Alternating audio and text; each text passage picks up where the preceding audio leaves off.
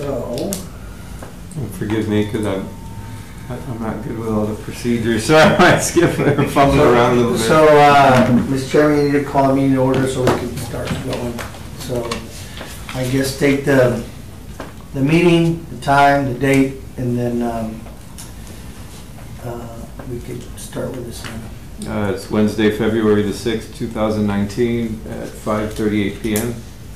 And I'd like to call the meeting to order. I think I've got to go through this here. The City of Laredo Technical Review Ad-Hoc Committee will convene in a regular meeting open to the public at 5:30 p.m. on Wednesday, February 6, 2019. City of Laredo City Hall, first floor conference room, 1110 Houston Street, Laredo, Texas, to consider the following. Out of consideration for all attendees, the City of Laredo Technical Review Board Ad Hoc Committee meetings, please turn off all cellular phones and pagers or place on inaudible signal. Thank you for your consideration. Pursuant to Texas Penal Code, trespass by holder of license to carry a handgun, a person licensed under subchapter H, chapter 411 Government Code, concealed handgun law or handgun licensing law, may not enter into the Public Works conference room, or in this case City Hall conference room, while committee is in session with a concealed or open carried handgun. I guess first item, Okay. call them, or roll call. Yes. Mr. Ruben Benny Salinas? Present. Mr. Daniel Wires? Mr. Cade Hamilton? Here. Mr. Juan Salinas? Here. Mr. Cesar Cantu? Here. Mr. Kirk Kraus? Here. Mr. Edward Ochoa?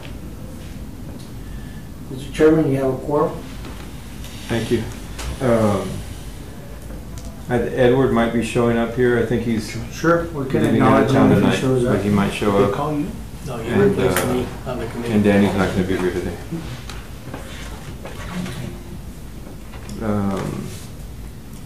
I would like to have the names and email addresses and telephone numbers of all the members. Is it possible, or we're not supposed to talk to each other unless we come here?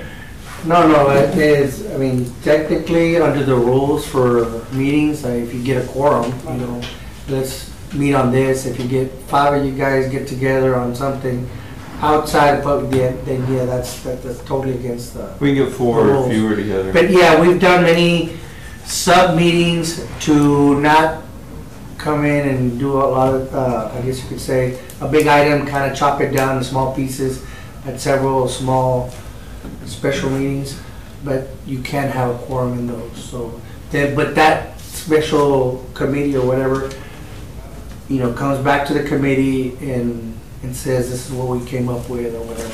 Well, that's not for that, but in case we want to talk to each other individually, not have a quorum, whatever. Yeah, I'm sure it would be up to you. I mean, I wouldn't want to give out information of somebody unless they would want to. I mean, I'm sure you can talk to people and say, hey, can we talk or whatever. I can't stop that. Get the paper. Yeah, we'll do that. If anything, from my part, I'm the acting building director, and our department is in charge of the ad hoc committee. Roland's our liaison. He's doing a pretty good job with it. And then from my end, for the new members, just welcome. Yes. Whatever you guys need. Pretty much the great thing about the ad hoc, you do have people from different perspectives kind of put in their input. And there is a lot of back and forth, but even though the great thing I like about this committee, even though at some point there might be maybe some differences, that everybody still, it's a really professional difference that we have. And at the end of the day, we do have a good talk. And so whatever you guys need to help out, if it's information, some background data, such, we'll gladly just provide you that feedback. Right, and as far as I'm concerned, thank you, Victor. I should have started with the, welcoming. I know the dynamics of this committee has done good things in the past. We've, passed several ordinances, we looked at it, so that being the case, I think we can move forward with, this today's agenda with the setbacks is what really is on the table. But first, I guess we need to open up the minutes, and I guess we're gonna have to table that. I think we're gonna have to table Yeah, so, both A and B, right? yes. At a later date. We don't have the minutes here, so I don't know. I guess I'll entertain a motion to table. So move. Thank you. Second. Moved by? All in- Benny? I didn't hear you, sorry. in a second, Kurt Kraus. All in favor? Aye. All opposed? Motion carries. Moving on to item number 4, the Technical Review Board meeting, the 2019 calendar. And this is where I took the new members, so that's where I was headed to. But we hadn't officially voted on the time and the date. This committee meets on Wednesdays, first Wednesday of the month, 5:30. We used to meet at 5, we now meet at 5:30, try to get people to get a chance to arrive. If that is still the desire of the committee, we could still do that. It's up to you guys if that works for your schedule. Staff is willing to move it to wherever you need it to. Just for the benefit of the new members, we set it up like that on purpose, so that anytime we make a decision here, there's enough time to be able to place it on either the next P&Z and or city council agenda. So it was kind of placed there for a reason, but I don't know if Wednesday at 5:30. I'm good with it. Okay, Yeah, I'm great. fine. So in favor of, so I would need a motion to set a schedule for 2019, being that, and I wanted to look at the calendar to, maybe there's some Holidays, July the right? 4th or something that it's in the past has happened. Maybe we can set it for the first, I'm sorry. Will it typically stay on the first week, the first Wednesday of every First month? Wednesday Yes. of every month. First Wednesday of every month, and so sometimes they fall in some of the holidays. Yeah. So, Should they- we, so it's up should to we you. just make a general deal to always have it on that day? And if for some reason there's a holiday, well, then we just push it back. We can look through here real quick, but push it back to Tuesday? Okay. That's fine. Sometimes there's We a can P&Z do that on motion. Thursday, So motion to but I don't think there's. first Wednesday to meet. 5:30 sounds good? Hey, for And what we'll do for the next meeting, we'll just present the list of dates. Yeah, I'll come And back, I'll come back. If we find an oddity, we'll present it. There's enough time to adjust them, so. I mean, there's no holidays on it, doesn't look like it, so. Good. Good. Good clean calendar, right? Here's mine. So was there a motion by? Good. Was there a second? Second. One second, Kurt Kraus. All in favor? Aye. All opposed? Motion carries. Okay. Good, and so officially to welcome our 2 new members, I wanted to kind of give them what is this, let me see if I can get you to see over the website, what this committee really is about. We'll kind of discuss it if there was.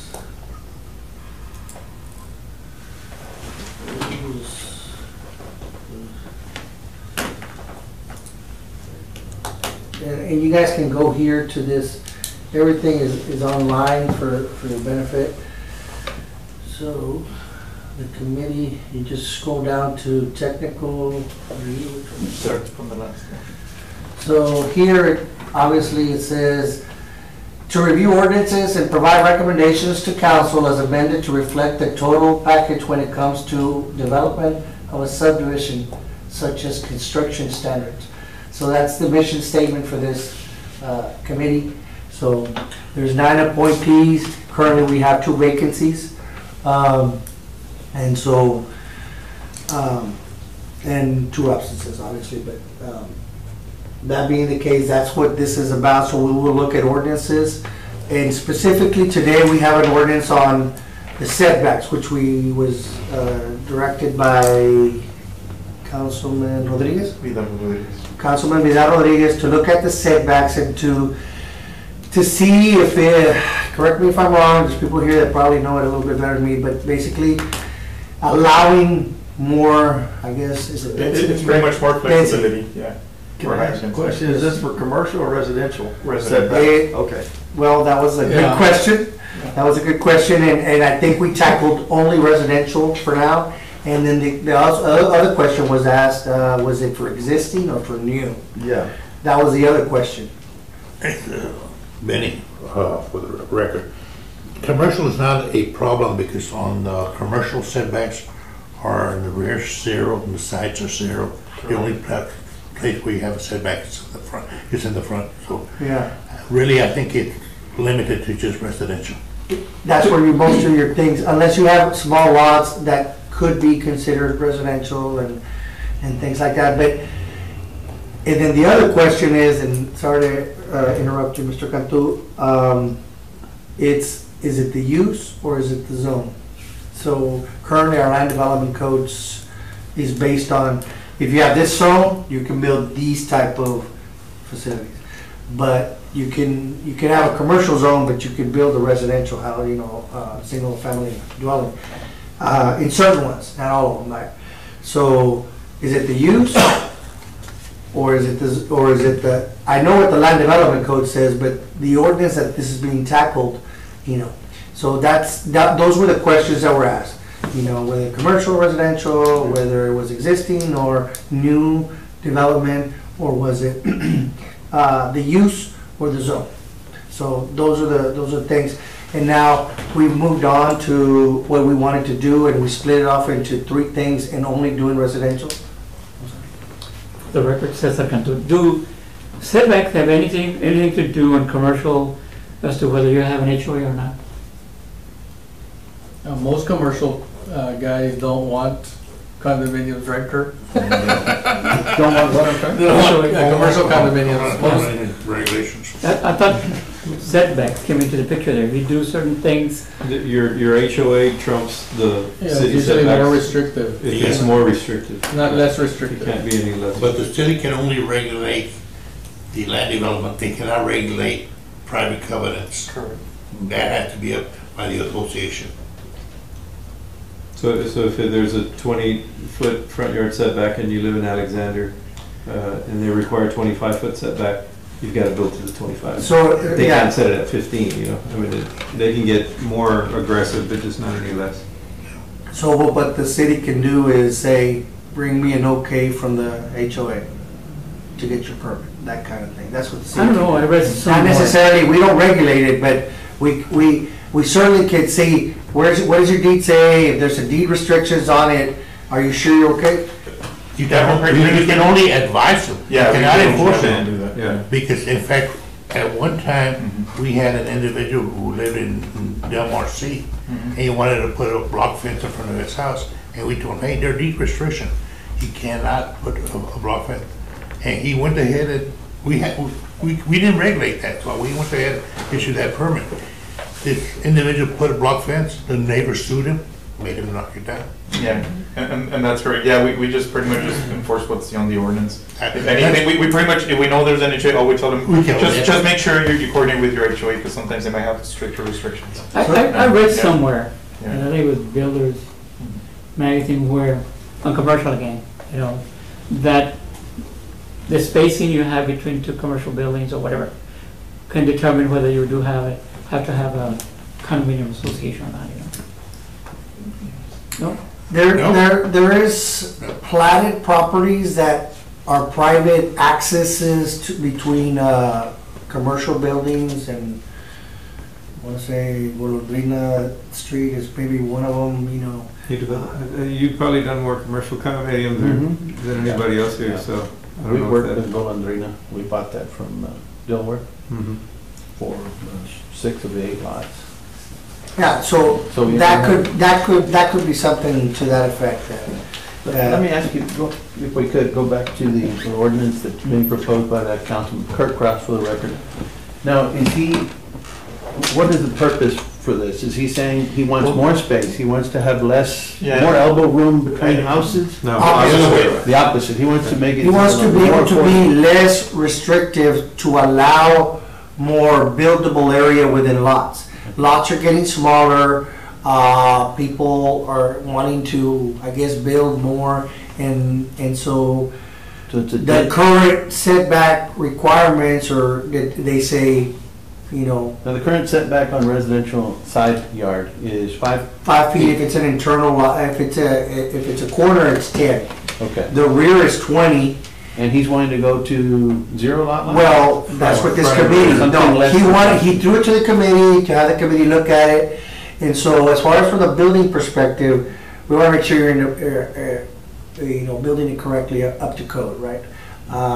And there's different, if you're gonna do a palapa, it's different than if you're gonna do an accessory structure where there's gonna be living on it, that kind of thing. Is if it's an R1, you can't have 2 families in one lot. But it's mainly front and rear, so the sides, They're we kind of okay. went through the whole So thing, front and the and sides rear. we figured we should Correct. just leave alone, so. And just in case I'm not building, Which is 5 foot, yeah, unless you're.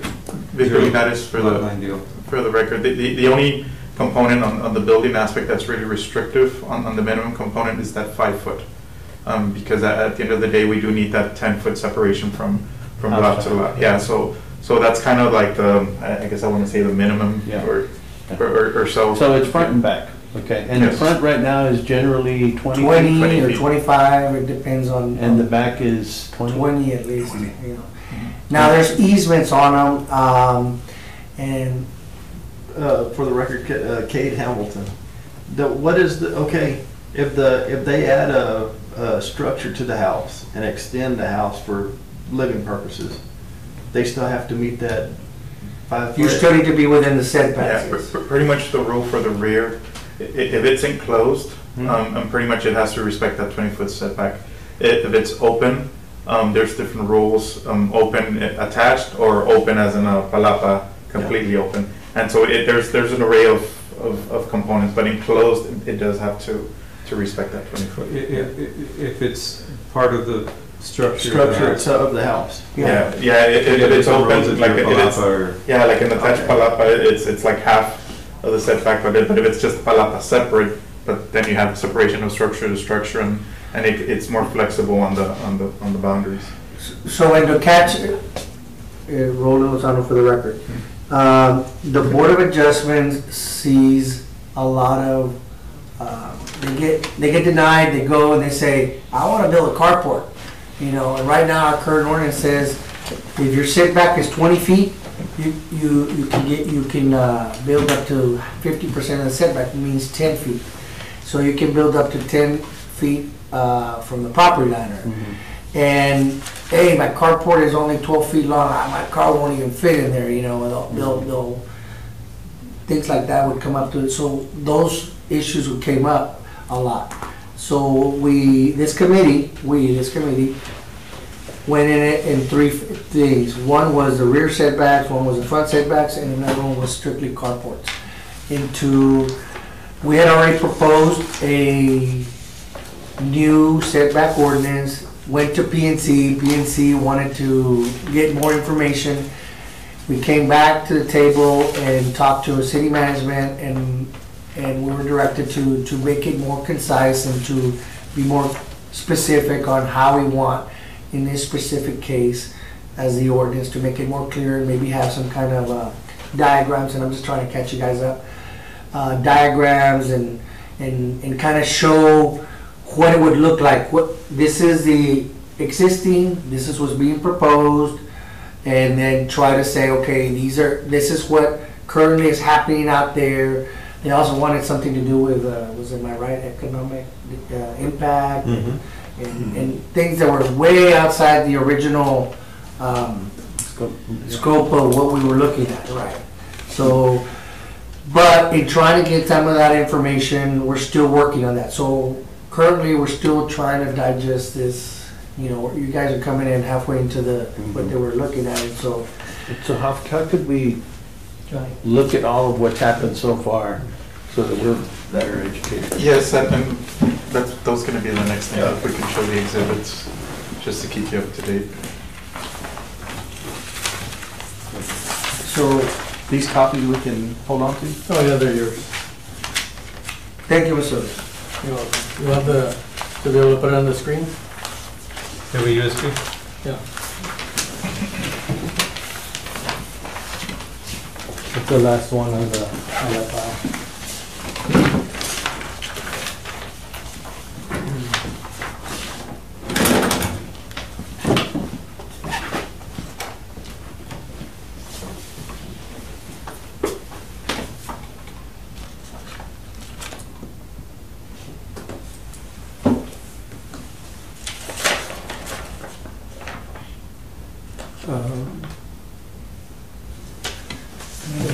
Setbacks?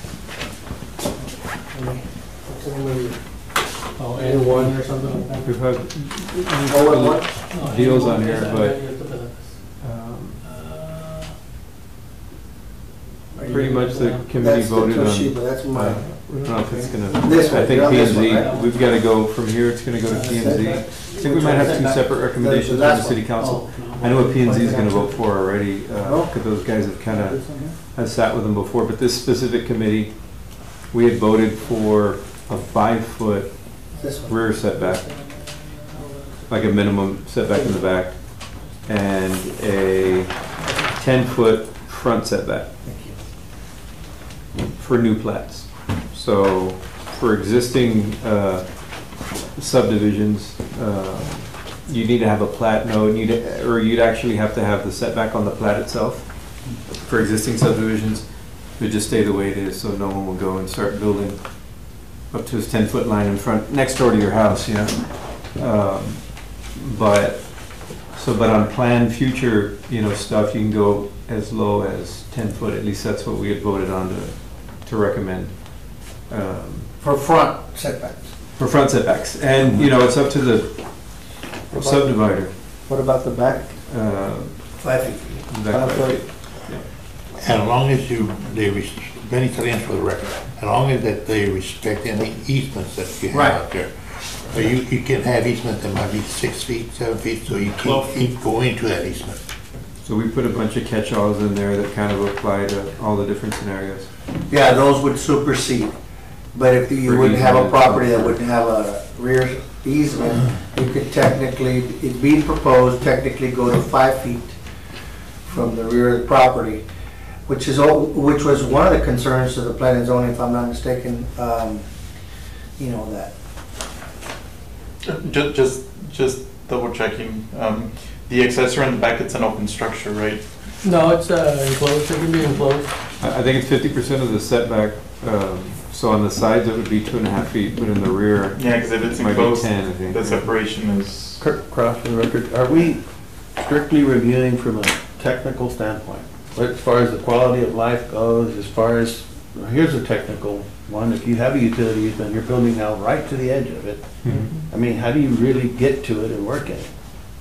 I mean, I understand, okay, well, there's a wall there, but you know, the guy's got a step coming out in the back. Yeah, I mean, that's awful tight. What's our job? Is our job to say, hey, everything. look, too bad? Or is it, Yeah, we need to worry about we were quality of talking- life? I don't want to worry about that. if I'm That is not- something we need to deliberate. And I guess we need to, that's why city council brought it to here. What do we think?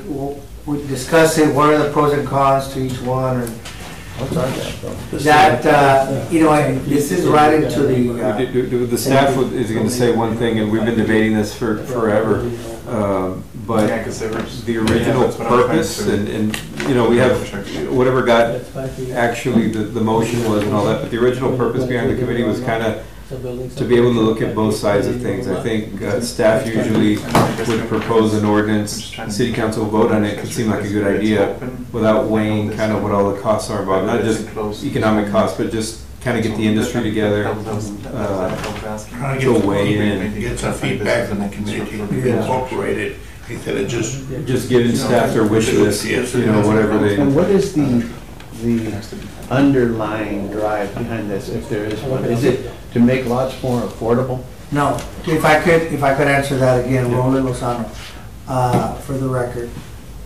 Did Councilman Rodriguez was asked by his constituents, he was getting a lot of complaints that, hey, I'm going to the building department, I can't get this, I can't, So it's like, he wanted this committee to look at if it is, I mean, obviously he would want it if it's only a good thing, not necessarily. So he's hearing the outcry from the public, and he's trying to see if this committee can come up with extending the setbacks. That's it, but not to know specifics, there was no directive exactly what.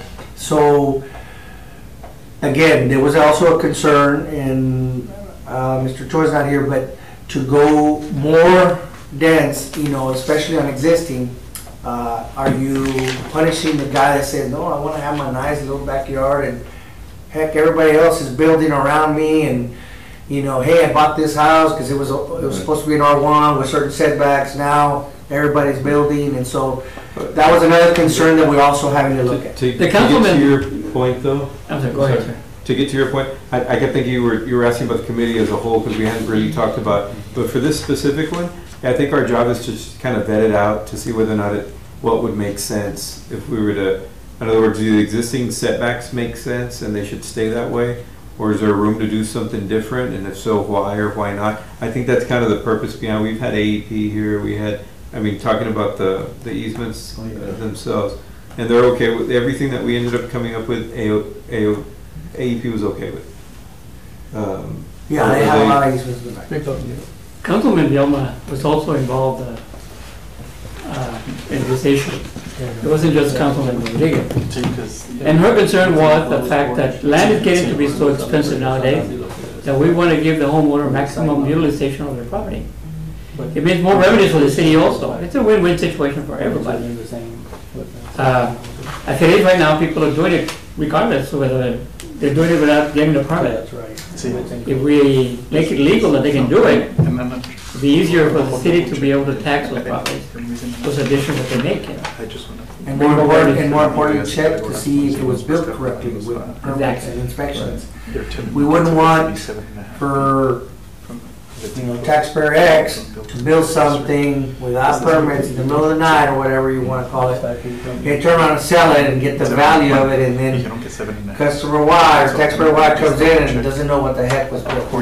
So those are the kind of things that the building department looks at and says, well, we want to make sure whatever gets built is being built in accordance with the code. So that's where we stand, right, as far as the building department is concerned. And I know Mr. Pizzoni's not here today, but he's a building official, and he comes to these meetings because he wants to be at the forefront of this as well, as far as the permitting process. So yeah, it's just not a simple piece of cake to bite and choose. So if you think it looked horrible, then, you know, that's okay to say too, you know. So it's kind of, no, I'm just saying it's. For the record, Kate Hamilton, all I see is you're going to have a traffic issue by stacking the houses like that. People are going to be stacking their vehicles on the streets. So you're going to end up having to make wider streets to accommodate for the traffic, because as everybody knows, there's, you know, everybody has, what, 2, 3, 4 cars that live in one house. But they're not going to change, it's not proposing to change the front setback, right? Well, but we still need to abide by the parking requirements. That's one another thing that they said. In other words, you have more people in the house, more cars? Yeah. And so instead of having 2, now you're gonna have 3 or 4. Yeah. Or you just mean if the front setbacks down there, you can't even fit a car up You there. can't, because most of them, you know, they drive it up into their yard. We've got a deal in here where it can affect the minimum driveway space. So you still have the same driveway, same distance from the street to your garage.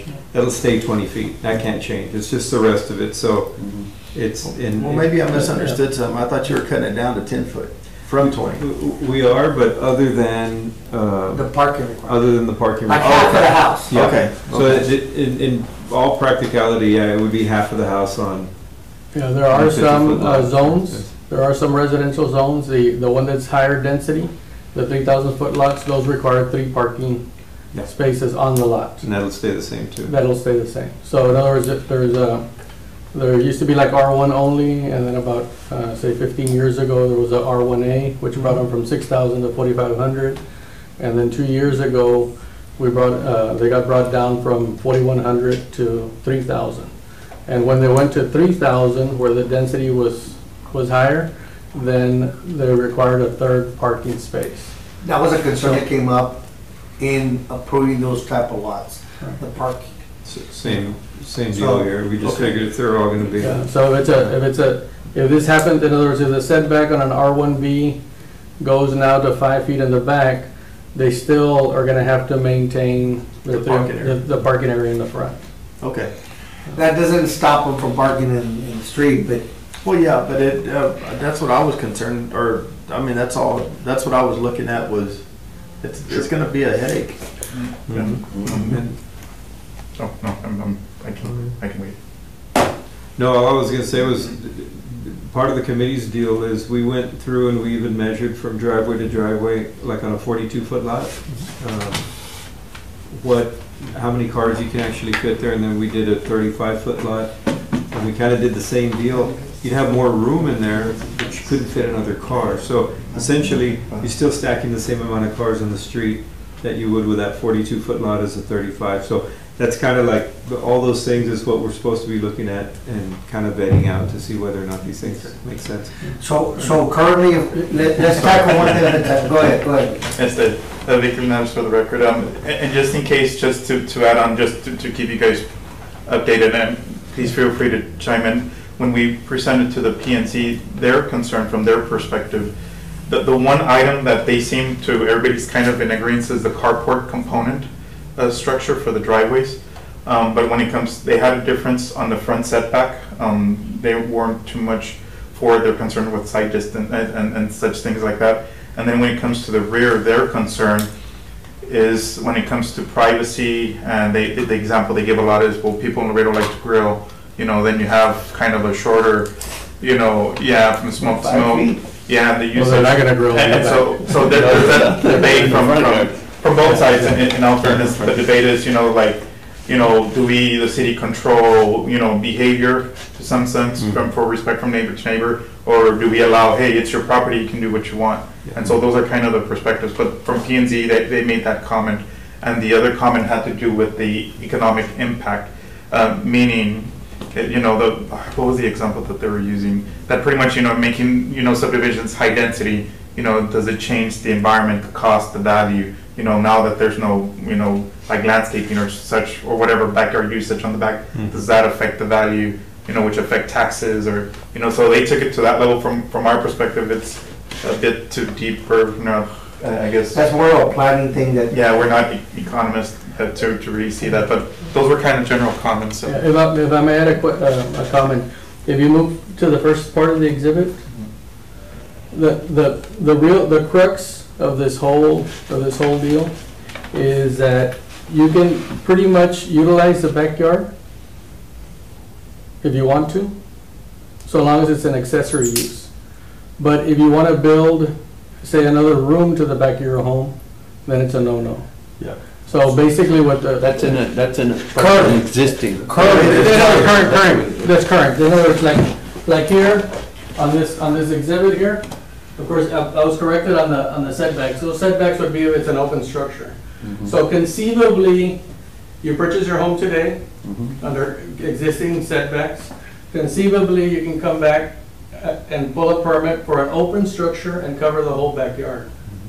If it's an open structure. But you can't come and say, okay, I want to add A bedroom. a bedroom to the back. You And that's- can, yeah. Yep. So the whole, kind of the part of the thought process on it from some of the council members were, okay, we'll give the families an opportunities to decide what they want to do with their backyards. That's the crux of the whole deal. And at the same time, by proposing 5 feet all around, it corrects some of the issues that happen when people are trying to go 50% of the setback, where you might have a property pin that's offset, and then all of a sudden the guy, they'll do a survey, and all of a sudden they take the wrong property pin, so all of a sudden the structure, since it's so close, 2.5 feet. So in looking at this thing, it's kind of cleaning up. If you want to do it, an accessory building in the back, now you're having to stay 5 feet from the property line, and you give the family, more opportunity to build in their backyard. Today, you know, a lot of people, it's like they won't sell, in other words, the replacement cost is very expensive. If somebody's wanting to, like I talked to a Border Patrol guy a couple of months ago, and he's kind of like, well, I'm over here over there in the San Isidro area. He had bought a home from West Wind, I guess about 15 years ago. I guess it's Del Norte, I don't remember. It was next to like Village Heights. It was that little subdivision there next to Village Heights, and it's like, well, you have to go vertical. You know, oh, but I only want to add one room. You know, but you have to go, you know, the only thing you can do is go vertical, and then you run into a whole bunch of other issues going vertical. And he doesn't want to get rid of his home because, you know, he's in at, say, 150 right now, and he's saying with 20 grand, I can add my room versus I have to sell my home for 250. Yeah, well, You have to go in other words, the used home is not gonna, Yeah. is not gonna get the same amount of money that a new, so his replacement cost, so to get the same square footage, he'll go, if he's in at 150 because he bought 10 years ago, to buy 1,700 square feet, he's gonna be paying 220. So saying for, economically for them, it's better to add a room to the back, and for the city, it's also a beneficial deal because now all of a sudden they have more tax base on that same existing subdivision, not having to add more roads, not having to maintain, so they have a higher tax base for which they can charge. And if somebody, the way this was proposed, if somebody wants to actually do something that exceeds the setbacks, then they have to do a survey in order to be able to pull a permit. So that, in other words, to make sure that there's no easements on there, that they're not. In an existing neighborhood. Yeah, and if there's power lines, you can't get 5 feet from the power lines. If there's, you know, there's an easement there, you're not gonna be able to get X number of distance from the easement. So the crux of the deal is giving the families an opportunity to do more with their property. Decide what can be done with their property versus it all having to be accessories. The second component of it is that because the families know they can't do it, they become weekend jobs. Yeah. So what happens when they're weekend jobs? Weekend. Yeah, well, you may or may not catch them. We may or may not. Yeah, we may or may not catch them unless somebody complains, and then there's no really supervisory. The appraisal district will catch them. No, but the appraisal district, like, no, they'll catch them, but they don't care. In other words, the mission of the appraisal district is to say, what's the valuation of your home? And I've got to meet the, you know, it's like Mr. Salinas saying, you know, yeah, there's deed restrictions in there, but we don't enforce deed restrictions. The appraisal district is kind of, oh, you illegally subdivided the lot? Well, then I'm going to describe it by meets and bounds, but I am establishing 2 tax bases, 2 tax accounts, you know. So the other purpose, the other component of this thing is to get people to apply so that they're not busting setbacks. They have more decision-making over what they can do with the property that they purchased, and they're more apt to pull a permit, and that's where the city can say, okay, you know, hey, you know, we need to make sure that you're doing this to your electrical, you know, that they're checking the electrical box to make sure it's big enough, you know, checking, you know, before they drywall that all the electrical is done correctly, and that kind of stuff. So it becomes a safer remodel, I guess. And that's Charlie Reese for the record. Okay, didn't mean to interrupt. Yeah. I'm sorry, but, so again, rear, front, and then carport, this would be like, this is like the garage, this would be the carport. Currently, our ordinance says 50%. Here's a curb and gutter over here, here's a sidewalk, the property line is, you know, in black, and proposed right now, up to the property line for a carport, that's being proposed. Currently, it only allows 50%. So here it's your 20 feet, you're only allowed 10 feet of a carport. So in most cases, it just didn't make sense. How can I give me half of a carport, you know, that kind of thing. So this was what the Board of Adjustments was seeing a lot. Now, to add on the carport, there was, I know, an exhibit on the column location also. Granted, we can design for the owner, but there was just some minimums, consideration. yeah. Correct. Yeah, they wanted, the question was, can they put a column here, real close to the property line? And the idea was to get, if I'm not mistaken, correct me if I'm wrong. Cantilever. Yeah, like the actual eve could be up to the property line. It's a vertical easement. Yeah, so that was being proposed, the carports. So we need to now, I guess, 3D it and kind of show what can be allowed. This is the maximum that can be allowed to planning and zoning, so that we can have a better understanding of what is being proposed by this committee. And then the front setback would be this section here, right? Obviously 50%, so you're gonna be able to do this, 50% of it here, not the parking. So that would be the issue with the front here. And then obviously over here it's illustrated what the rear would be, can be also added to.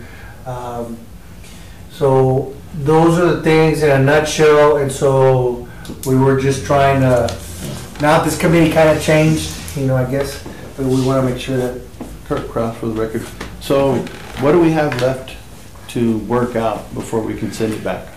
Well, we want the wording and and try to get all this, I guess, design or not design, but I guess. We need to put it in a presentation Exhibit, format, yes.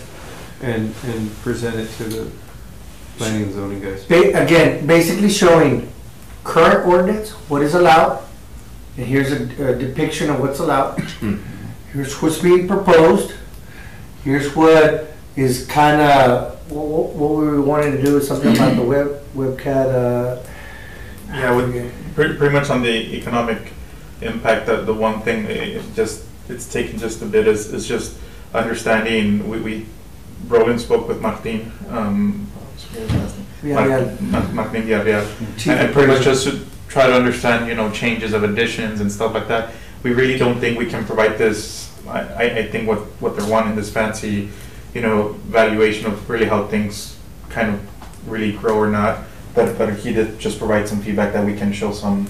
There's some percentage data. increase. What I want to know is what else can we, what format do I need to? And then the last one was also the list of BOAs. Yeah, number of. That was the other component. Board of Adjustment on these specific situations. Obviously, if they're being denied, most of the time, they're like, oh, I'm already being denied. They turn around, instead of going to the Board of Adjustments, becomes a weekend job in some cases. In some cases, it doesn't. And so, and as for Mr. Cantu was pointing out, the city in some way is getting a bigger tax base that could benefit the city. Now, as long as it's safe, I think that's what this needs to be headed to. It's the way, Cesar Cantu for the record, it's the way it's presented is going to be very important. This is not an issue that's just affecting Laredo.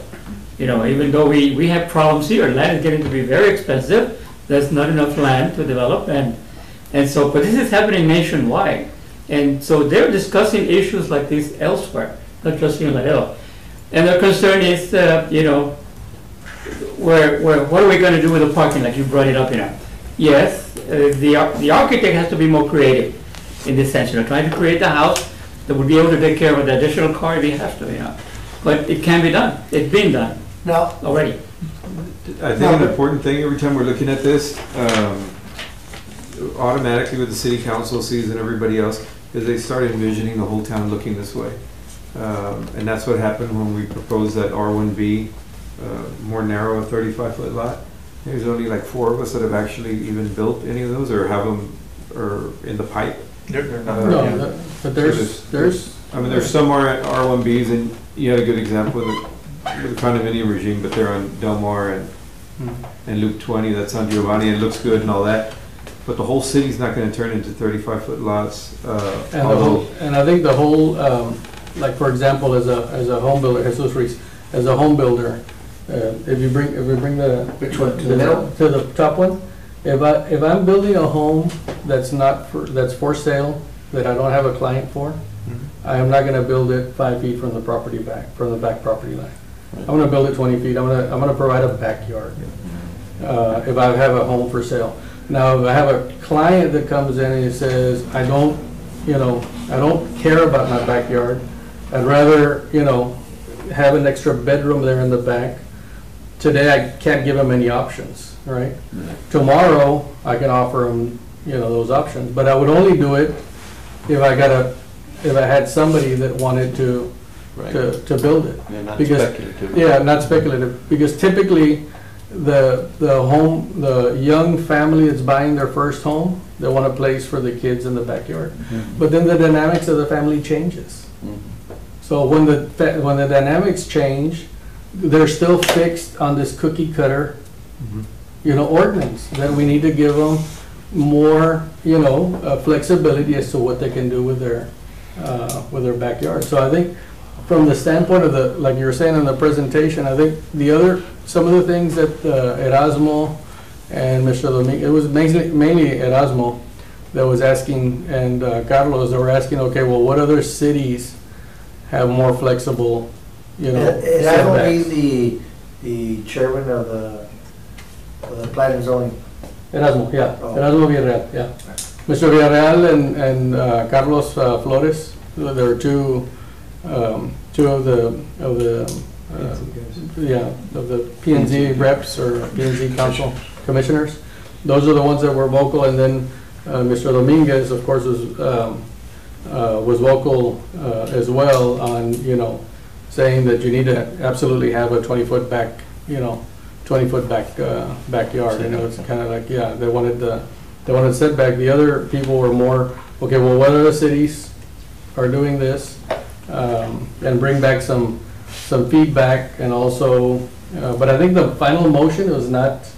They just tabled it. They just tabled the original proposal. So this gave the committee a chance to come back, let me redefine it, bring you a more detailed proposal for an ordinance change, basically. And so, a couple of things that I wanted to bring up.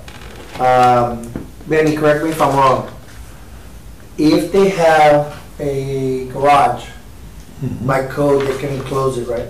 Yes. How does that affect, can we still say, hey, you're building more now, because right now, let's say it's like this, you can technically fit 2 cars here, and maybe 2 more here, or 3, or, you know what I mean? But you're only required to have 2. You're only required to have 2. Carport's sufficient, you don't need a garage. You can close the garage and you can park on the driveway. Yeah, the only time I see that restriction is there was a deed restriction. But ordinance-wise, yeah. Where you have an issue is that if you do have a garage, it has to be set back 20 feet. Yeah. So every garage has to be set back 20 feet from the property line. Sure, If you have an sure, but enclosed- then you can enclose it, right? Right, but then you still have 20 feet. That's the whole purpose. In other words, if you're gonna build a garage, Yeah, no, I You're not- know. you're not- you're not You'll allowed- still have these 20 feet. right, you're Yeah. not allowed to build a garage here. Because if they enclose it, then you don't have parking. So Then you if you're don't gonna have build a garage, you absolutely have to build it 20 feet. 20 feet. Not necessarily, right? No. Or is that what's being proposed? It's on the ordinance. Yeah. No, but we're proposing. It's in the No. proposed ordinance. Oh, okay. No, setting it back 20 feet? An enclosed garage? No, not an enclosed It has to be 20 garage. feet. If it's enclosed, You have to be- yeah, if you're building an enclosed garage, then you have to set that garage. How does that affect the proposed ordinance, I guess is what I'm It saying. doesn't affect It it. shouldn't. It doesn't. So we're maintaining the 20-foot setback from any garages is not being proposed to get changed. So they couldn't move it to 10 feet here. No. No. Now, what if they just said, I'm not gonna have a garage? Oh, that's fine. So then you would just have 10 feet all the way across? No. You always have to Controls You the maintain, always have to driveway, have not 20 the- feet. you have to maintain 20 Okay. feet. I- I- In other words, if Everything somebody closed. wants- If somebody wants an enclosed garage here, 5 feet from the property line, you can't do it because So- if they enclose it, then you don't have any parking. So it's 20 feet wide? Yeah. The driveway? It's It's 18, but The you can have a confusion of the tandem one. No, the confusion with the building of the, we're trying to change I wanted to make it. sure that it was. You have to maintain 2 off-street parkings, and Yep. if you have an enclosed garage, with a garage door, it has to be set back 20 feet from the property line. So then in the future, if they enclose it, you're still maintaining that distance.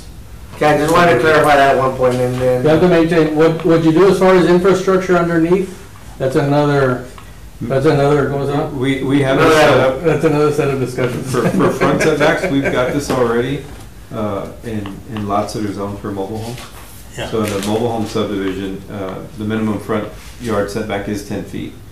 And then they just, usually they'll put their like tandem parking right next to it in a single row, which, and it works fine as far as site visibility and everything else. Right, so the proposal was basically twofold. Number one, if you have an existing subdivision, you're not gonna be able to build any, or being recommended by the previous committee, you can't build any further than 20 feet from the property line on an existing subdivision. The only thing that you can do is build your carport to the front and then build to the back now. Which is, in other words, you're more flexible on what you can do in your backyard. Versus before, it had to be an accessory use.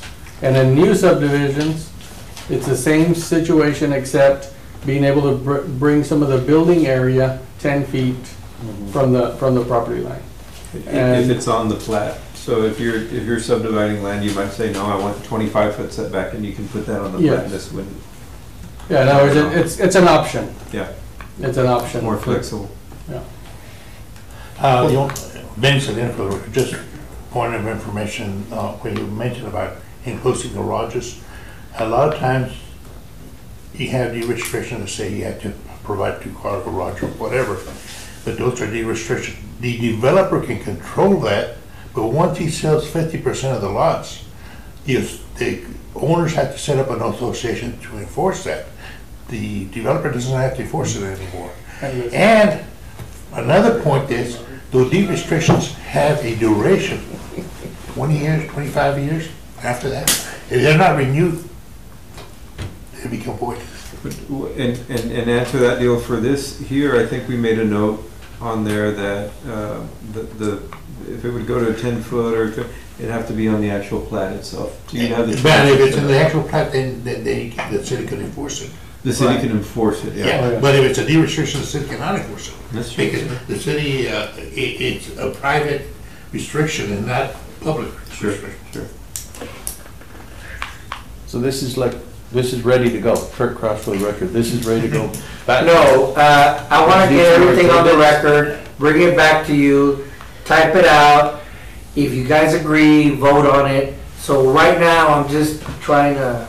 Before we even go for, pencil in for the record, I think, before we even go a little further, what we have to do, maybe get the minutes so they can look at it and read it and digest it, and that way be able to get in sync with it. The idea is to have the minutes for you by Monday, and then that way, look at it, you'll have another few weeks to look at it and think about it, read it, and probably also send you the current, land development code, what is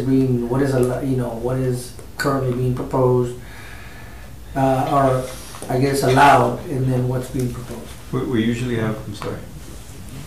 For the record, Kate Hamilton.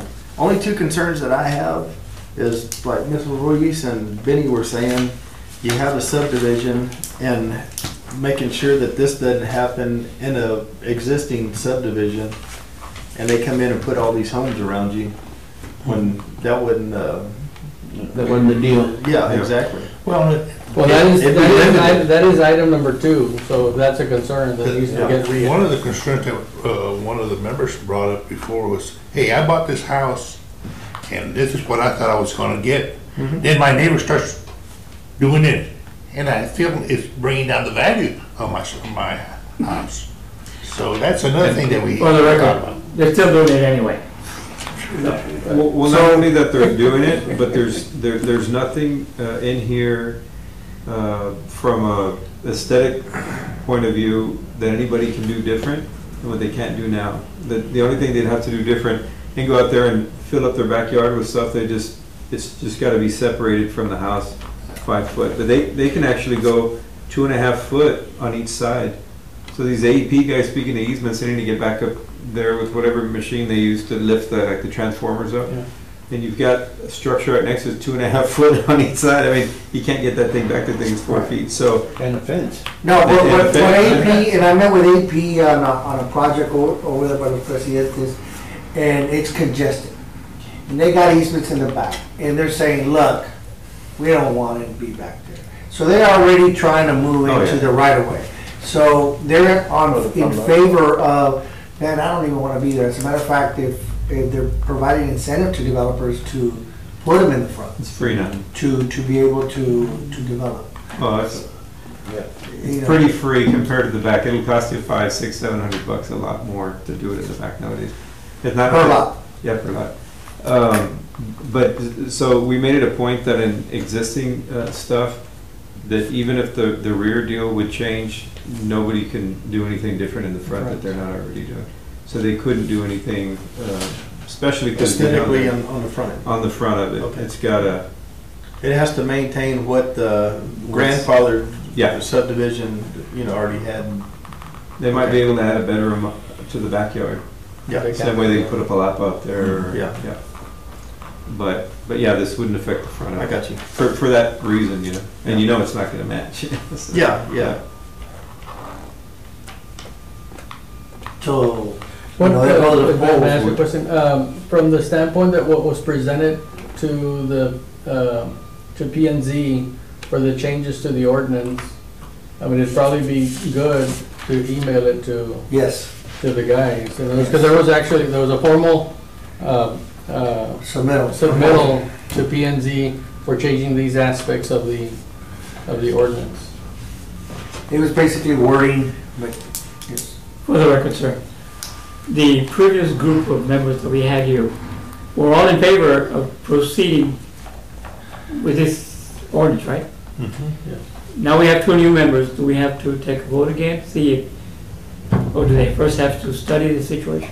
I See if would, they- I would Take a think that look at they it would and- need to have say-so. Vote Yes. next time. We'll all vote on it one last time. Yeah, and that's why I wanted to take it slow and use this meeting more of a informative, To catch up. catch yeah. up type of thing. Bring it back, here's what this is. Not that I want to prolong this, I know it may seem like staff is trying to prolong it. I would always task to do that, but it still is I guess, I want to be able to get it right, what you guys are wanting, to put it down on paper and then bring it to you. And if you wish, because I know it's monthly, for some reason you wish to just For a special meeting. do a special meeting like that, we can get kind of whatever new feedback to it. I don't know about you, but I mean, from what I've heard and I understand what you're trying to do.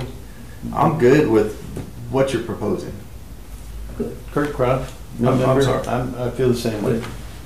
Okay, then what we can do is just have a special meeting just to, like we did last time, just to make sure the package that we submit for P and Z is just. Well, I just have a question, in other words, have we, to try to address some of the issues from P and Z, do we have other cities or other people that are doing the setbacks? I've got other city setbacks. Corpus, I've got it on the chart and everything already. Yeah, it'd be good to to pass it out to everybody, just so that, that way because that was the deal, and then one of the councilmen that was sitting next to, not councilman, one of the commissioners that was sitting next to Mr. Villarreal Reyes, I think is his name, or I remember his name, but Yeah. he was saying there's a lot of information out there that's in favor of more aggressive setbacks. Yeah. And then, just as a side note, if you open up last month's Professional Builder magazine, it's two months in a row where they talk about accessory dwelling units. This is like, apparently it saves like California where all the fires were at, where they're building actually like a little casita in the back of their homes. It's either for bringing somebody back home or even renting them out. So and it was not only in California, it was this last Builder magazine, there must have been like 10 or 15 locations where and it's the same thing, replacement cost is very expensive. Years ago, when he had a little casita back there, they didn't have a kitchen, but it was like when the maid finished, the day would finish up, she would go back out there and the house, she would come back into the house. Or for that matter, a mother-in-law house. Yeah. And you can do it in R3 still, Well, I think. Well, that goes strictly against what the Land Development Code says. But If you have an R1, But before we had zoning in the land Sure, development, if it's existing. that was very common in Laredo. I think R3 you can have. You can In have an you can have R3 accessory. But even in our ones, they had them. in an R3, you can have more than one. single-family dwelling, but there's several things. Number one, you gotta have 3,000 square foot of land for each dwelling. Number two, you gotta have parking. Number three, which is everybody doesn't realize it, is you cannot use it for rental income. How in the heck are we going to regulate? I don't know, but it's there. And then I think it's, you can't, oh, and the other one is, you can't have two mobile homes in one, like that's considered a single family, but you can have one. You can have a house and a mobile home, but you can't have two mobile homes in an R3. Now, the R3s, you can come in, if you have a 12,000 square foot lot, you can have 4 single family You dwellings. can have a fourplex on Yeah. a deal that you can No, rent right next door on an R3. A right next door fourplex to is your- different. A fourplex is Yeah, different, yeah. but single family structures separated with Sure. that you can have with proper setbacks and all that, as far as interior, you can have for 3,000, but that's only in an R3. But again, it says R3, it says you can't do it for rental income.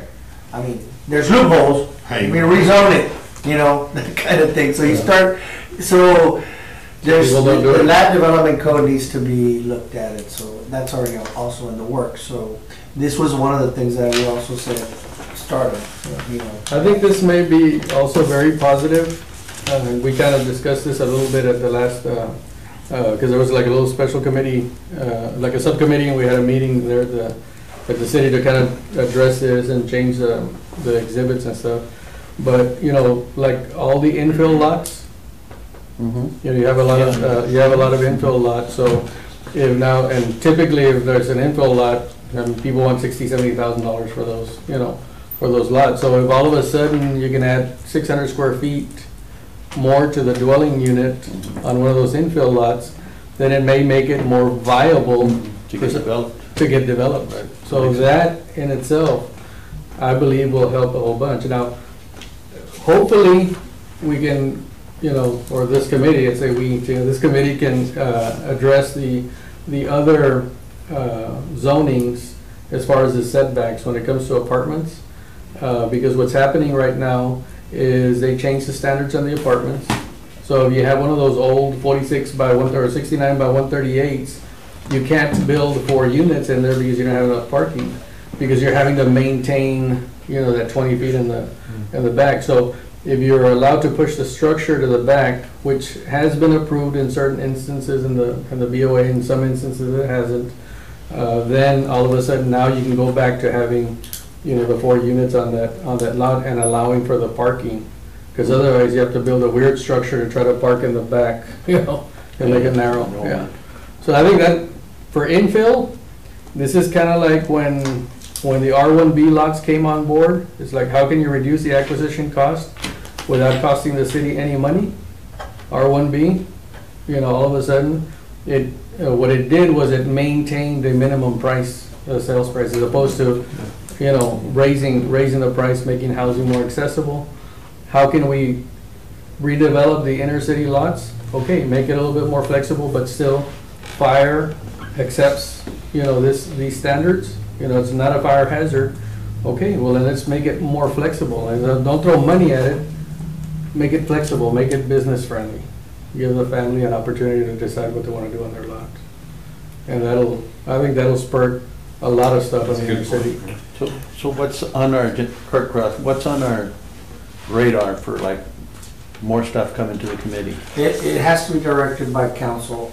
Do we have something So like waiting? There's actually isn't the tree or something? The green like that? space The green ordinance space. kinda was, but I'll check on that. And I think I need to put an agenda item, Victor, for city council to, it's still an ad hoc committee. I would feel more,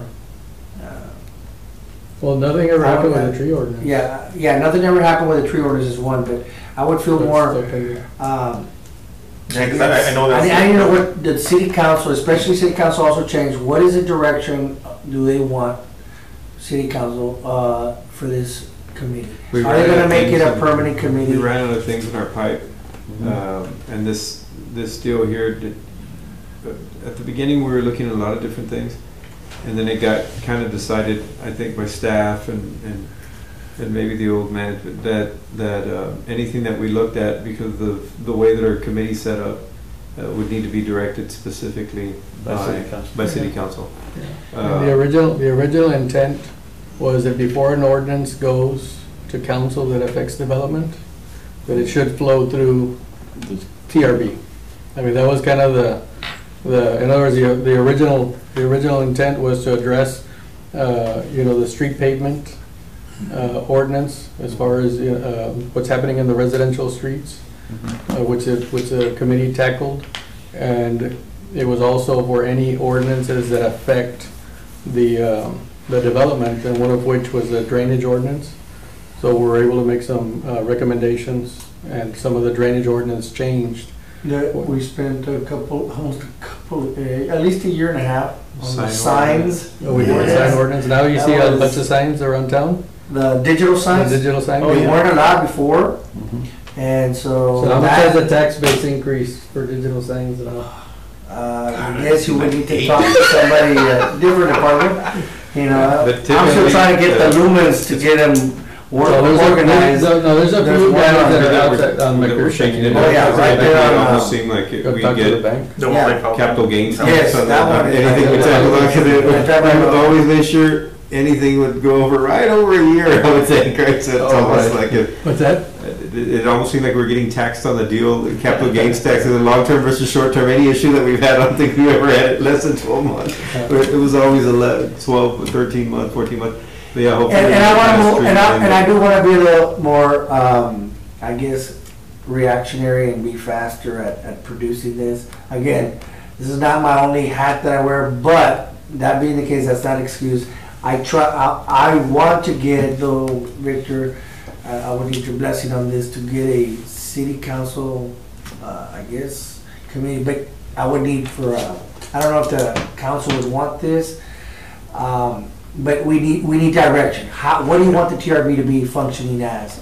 It currently is an ad hoc committee that technically under charter says it's for a temporary thing.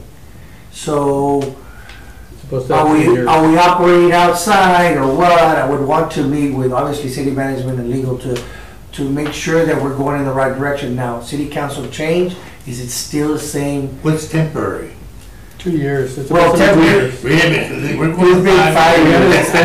This is a 5-year project that is ad hoc, so this is really outside the. Help me out here, Kirk Croft. What exactly does ad hoc mean? Ad hoc is supposed to be. temporary. Okay. For 2 years, maximum 2 years. Okay. Yeah, it's a maximum of 2 years or whenever the issue is resolved. So in this case, they've been adding issues. They've been adding, hey, look at that, look at this. Hey, look at that, look at this. And that's what the city council wanted the function of this, but never made it an official. I have a question. Did you all present the irrigation ordinance already? It went to, no, that's the city council. So it needs to get placed on the agenda. Your next agenda, you'll need to put it on the agenda for the city council. Yeah, we do. That one was another ordinance that was approved by this committee, and P&Z supported it, so that does need to go on the city council. Yeah, the next meeting, it needs to go on. Basically, on the ordinance, it affects commercial,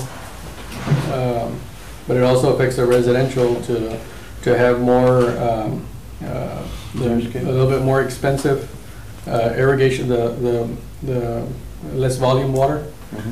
So anything that's within 20 feet of the back of curb is now going to have the water saving devices. And if you're doing a development, according to what's being recommended to council before on the medians, you'd be able to put your landscaping all the way to the curb. So now you're going to have no landscaping for the first 4 feet. The positive thing of the deal is that before they wouldn't let you put any nozzles within the city's right-of-way unless they were underground. But now we're going to be able to put the nozzles in there so long as they're the water saving type. It's a heavier water so it doesn't overspray into your yard. So what was happening was everybody, if you look at like the residentials, right at the property line, they were pushing everything towards the street. So it Oh, ju- right. Yeah, I was in the sprinkler business for a long time. So that one needs to go before P&Z, before the city.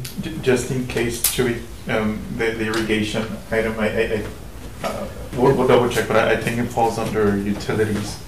And so we might, does it fall under utilities? Well, the utilities has a function in it as far as the water cops and the, making sure that it has a backflow, making sure that they're not overusing their systems wrong or, Yeah, but the using. irrigation is part, isn't it part of the utilities? It's part of the utility source. The reason I'm bringing that up, because I know Riyadh was out like for this past month, just in case if some didn't know, he was out all January for personal reasons, and so he's back. And so we'll talk it over with him, and we'll push that ordinance Okay. with him. Yeah, because. Yeah, it needs to go, because what's happening right now is that everybody's still in the old system. And you can drive down there, well, you guys provided pictures, you get all that stuff, and it's going out all into the streets. We don't want it going in the curb and gutter, it messes up the streets. Oh, it's horrible. It's costing us a lot of money as Those taxpayers. irrigators. I'll tell you what, we've done all xeriscape, drip systems. I mean, Yeah. we're tearing up our own parking lot too. Forget the city streets, that too, but the Yeah. parking lot, God, it's destroying them. Just in case for the, just question for the So- committee, for the setbacks, are you guys wanting to meet for the next month, or do you guys want to do a special meeting to kind of just hash out the details? Depends on you, excuse me for. We're here at your. No, but you were gonna bring like the final package, Right, right? well, before I do that, I had a question, because I wrote down several things. We were gonna do the existing ordinance, and I just wanna make sure that you guys need to make a motion. Existing ordinance, proposed ordinance, the Board of Adjustment stats, other city setbacks, economical impacts, and then provide like a detail, like a 3D setback and a 2D setback, So can you get that ready? And then when you're ready, call us and we'll come back, no? okay? But is that what, I wanna make sure that's a good, motion is that? for- And then each one of those one for carports, one for, I guess we can do and so we could do it for the rear and in the front. So those are the three. What you're items. talking about is the presentation, right? No, I wanna get the wording first so that we can do the presentation. And then you need to get this committee to vote on the wording so you can go do that, right? Well, I need this committee to, I guess that's, this is the motion, I'll right? put it together. To get me to do this, so that I wanna make sure I get what you guys want down first, so. I'll make it. Yeah. You make the motion, that's what I needed. How's the wording different than what was presented? That's what I understand. It's a new committee. No, I but, wanna make sure it's there, okay. I guess I'm not that person, so I just wanna make sure. You're thinking kind of the same thing that we did in the conference room with the building Right, department? right, We're just gonna Mhm. do just that one again? continue doing that, yeah. Yeah. So, okay, so maybe second? Second. All those in favor? All those in favor? Aye. Opposed? Motion carries. Good, that's what I was waiting for. Okay. No? You want to adjourn? Yeah, can we get a motion to adjourn? Motion No. to adjourn, Clerk Cross? Wait, Wait, No. oh, man. Okay, go I over. need to- What you got? For the record, Cesar Cantu again. We've never clarified as to whether we were supposed to deal with commercial also. The motion, I didn't, I sent everybody the minutes, right? I haven't finished the minutes. No, but I sent everybody the minutes, I sent them an email, if I recall, the minutes, it was supposed to be commercial and residential. Again, I want to clarify something, because I don't know, you're a commercial developer, no? Right? Yes, sir. Anybody else that here does commercial? Have you ever had any issues having to do with setbacks? Not really. Because I do remember reading somewhere where condominium regimes have something to do with setbacks. If you do the setback a certain way, you don't have to have a condo regime, you know. And let me tell you why this is important. I have a strip center, we did a strip center. And we had problems getting insurance because one of the tenants, one of the strip center, was selling guns. So the insurance company wouldn't insure the whole regime. We had another issue one time when we had a bar, and the insurance company would not insure the whole, strip center because of that bar there, So there is a way using setbacks where that can be prevented, and I read it somewhere, but I don't remember. By setbacks? Separate Yes. in the valley, they've got different like little lots almost, where you'd see, well, mostly in the old things, where you'd see 2 or 3 strip centers, you see something in the middle that's empty. Kind of same way they had it set up at Emperor Garden on Colton. Yeah. So you know, it's between Emperor Garden and Rebuild and they the attach the wall. 1.7. Maybe a fireplace? Well, Just to make it separate. what they do, Yeah, make separate they make individual lots, Mhm. and then you have an undivided big lot that everybody Parking owns lot. with a parking lot. But in this case, everybody owns the lot, which is sort of like what you have on like a townhouse, a townhome type deal. On a commercial, I guess you could do that, but you would have to make individual lots. Oh, yeah, you make it like a townhome, Yeah. exactly, where you actually own fee simple. You actually own the ground. Right, instead of just the airspace within the walls and the seats. Well, that was the way it was. In this strip centers that I'm talking about, that's the way it is. You own the lot, Yeah. individual lots, This is where you have your pool business? Does it come Yeah, we had an block issue with the gun shop, and on Carlton Plaza, we had an issue with the bar. So I'll bring you that information as far as is it only residential or commercial? And, I'll have to provide And that. maybe what we need to do, I mean, you're a developer, there's, other people that are doing commercial development, that you might ask them, what concerns do you have with your project? I deal with some guys that are building commercial buildings, and they tell me their problems, I tell them, well, go to the TRB and tell them about it, There are certain problems facing these guys out there, We just have to approach them. We tried to look at the fire sprinkler deal at one point, but They never as got. soon as the fire marshal steps in, Well, and what- says it's a life safety issue, and then everything gets shut down, the council's not gonna vote against it. Well, that just never got taken to council. Well, the councilman told me that. They were gonna put it, just never got taken to council. In other words, there's an arbitrary, Yeah. in other words, our city is more restrictive than the international code. And that Which has affected like the schools. Instead of having like a physical device that's gonna stop the fire from spreading, now you have to have sprinklers. So then you have to have sprinklers, and all of a sudden, if you have sprinklers, you have enough water pressure. So it's, there's something that there's unintended reservoir and a consequences. fire pump. Like the building code lets you compartmentalize the building, and each compartment is considered a separate building as long as you have a 4-hour wall. Well, the code allows it, both the international code and the building code. International fire code and the international building code allows it.